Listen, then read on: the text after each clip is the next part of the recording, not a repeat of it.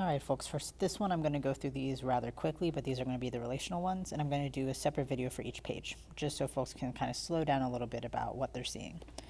So for this one, we're going to do the same thing that we've done earlier. We're going to underline stuff that's important, that nothing is important. And then we also have standing to the left of y. So we know that this is a relational where x stands to the left of y. And then we have to go back and ask what the sense is saying. This sense is saying that nothing stands to the left of itself. When we see itself, we know that we're going to be repeating the same letter twice. So there's two ways to translate this. One is to say it's not the case that there exists anything exists in x such that x stands to the left of itself, or that for all of x, it's not the case that x stands to the left of itself. Both of these work just fine. Going on to 2, we see that we have category of human. We have the category of taller than, txy, and then Goliath is a little g because it's a specific person, or a specific being. Then we also have a universal statement, all of x. We could also do this as an existential. I'll show that later. So for this one, for all of x, if x is a human, then it is not the case that x is taller than Goliath with little g. We could also write this as it's not the case that there exists an x such that x is both human and taller than Goliath. These are logically equivalent statements. Going on to 3, we see that no human, so again we're going to have either a universal with a negation somewhere, or a not existential. Then we have the category of human, hx, taller than again, and then himself, so we're going to have a repetition of the same letter. So here it goes into either for all of x, if x is human, then it's not the case that x is taller than himself, or it goes into it's not the case that there exists an x, such that x is both human and taller than himself. Looking at 4, we see some.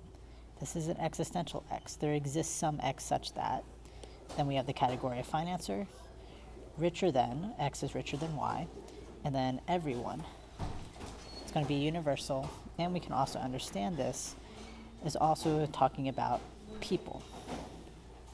The people here is implicit. It's not as implicit in the stuff that y'all are learning for this class, but it's still something to keep in mind. So some financer, there exists some x such that x is a financer, and for all of y, if y is a person, then it follows that x is richer than that y.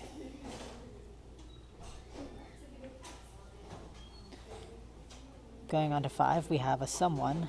There exists some x such that x is a person. Someone, in this case, implies someone, gives. This is going to be a longer relational of x gives y to z. Everyone's a universal. And then something, some x. We're going to have to change these little letters here just to make sure that we're distinguishing different things, but this is going to be the basic approach. So for translation, we know that there exists some x such that x is a person, and there exists some y such that y is... I'm missing something here. Oh, I messed this up. So this needs to be a universal y.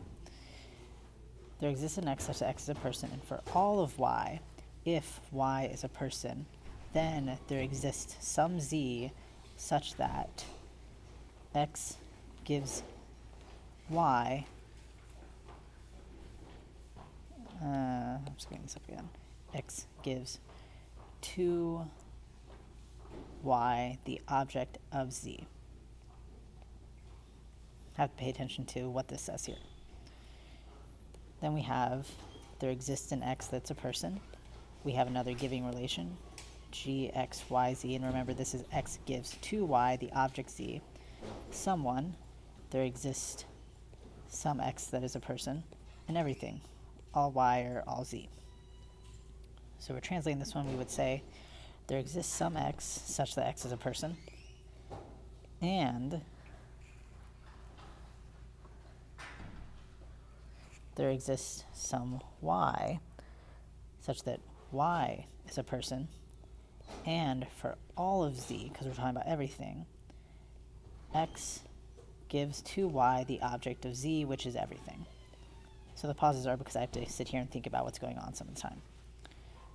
Going on to 7, we see no deity, so we have a not, then we have a category of deity, then we have weaker, x is weaker than y, we have some, this is an existential x, and then category of human, hx. So no deity. So it's not the case that there exists an x such that x is a deity, and there is some y such that y is both human and x is weaker than y. We could also say that for all of x, if x is a deity, then it's not the case that there exists a y such that y is both human and x is weaker than y. You could also do it that way. Let's do the last one. So we have no one. It's not the case that there exists an x such that x is a person. We have a given relation of g, x, y, z. Any one, this is going to be a universal claim, all y, and then anything, all z. So we would want to translate this one as if there's not the case that there exists an x such that x is a person, and there exists a y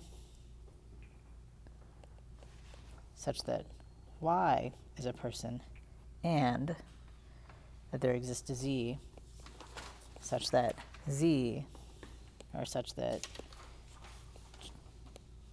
g, x, y, z. And this is a little bit wonky because the negation is something that we ended up sticking out at all the way at the beginning, but we could also translate this using a universal instead. So let me show that as well.